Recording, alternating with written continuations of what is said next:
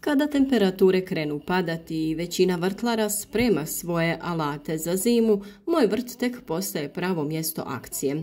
Zimska berba povrća poput salate, špinata i blitve nije samo izazov, već i neka čarolija i upravo zato biram uzgoj iz presadnica umjesto direktne sjetve u tlo.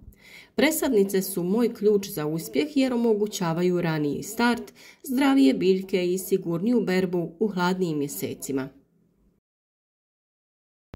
Naravno da sve počinje pažljivim odabirom sjemena zimskih sorti koje su otpornije na hladnoću i kratke dane. Sijem ih u manje posude, kontejnere ili sandučiće napunjene kvalitetnim supstratom, bogatim hranjivima. Bitno je da zemlja bude rahla i prozračna kako bi mali korijenčići imali dovoljno zraka i prostora za razvoj. Dubina sjetve zavisi od kulture. Za sitno sjeme salate dovoljna je plitka sjetva, dok blitva traži malo više zemlje iznad sjemena.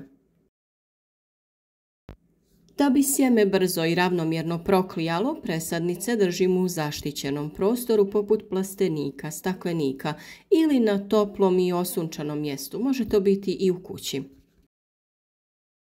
S obzirom da su dnevne temperature još uvijek dovoljno visoke da bi potaknule klijanje sjemena i rast mladih biljaka, možete ih držati i vani, a ukoliko su noćne temperature nešto niže, možete improviziranim nekim zvonom pokriti vaše presadnice, to jest nekim najlonima, vrećicama, bilo šta što može pokriti posude u koje ste sijali sjeme. Idealna temperatura za nicanje salate je između 15 i 20 stepeni Celzijusa, dok špinat i blitva klijaju i na nešto nižim temperaturama. Ovaj topli start daje biljkama prednost i osigurava im dobar korijenov sistem, što je ključ za preživljavanje vani. Presadnice zahtijevaju pažljivo zalijevanje. Najbolje ih je prskati raspršivačem kako se mladi izdanci ne bi polomili.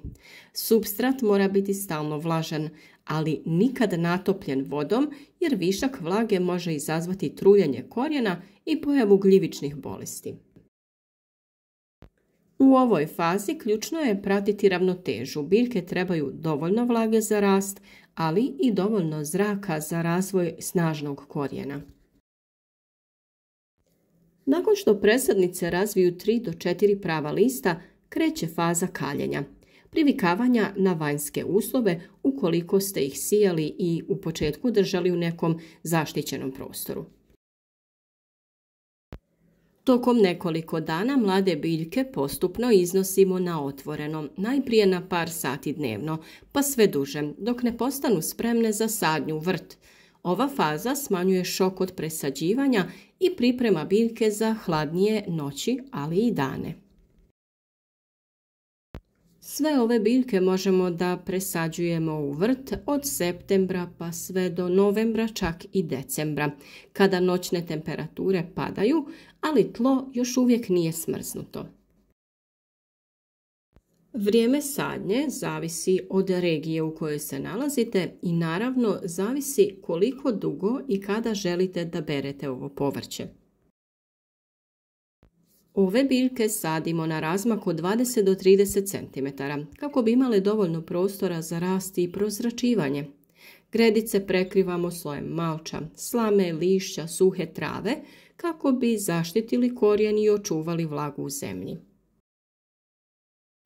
Zašto baš savjetujem uzgoj biljaka iz presadnica? Naime, presadnice štede vrijeme i osiguravaju da biljke uđu u zimu već dobro razvijene, što im daje snagu da nastave rasti čak i kada su dani kraći i hladniji.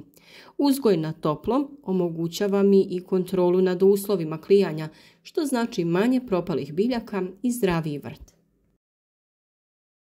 A s obzirom da sam kao termin presađivanja biljaka spomenula razdoblje sve od septembra do decembra, tu dolazimo do teme sukcesivne sadnje, što je tajna stalne berbe. Kako bi izbjegla situaciju da sve biljke dozrijevaju u isto vrijeme, to jest dolaze za berbu, koristim upravo sukcesivnu sadnju. Šta to znači? To znači da svakih 10 dana sijem i sadim novu turu presadnica. Na taj način berba traje mjesecima, a uvijek imam svježe povrće na stolu.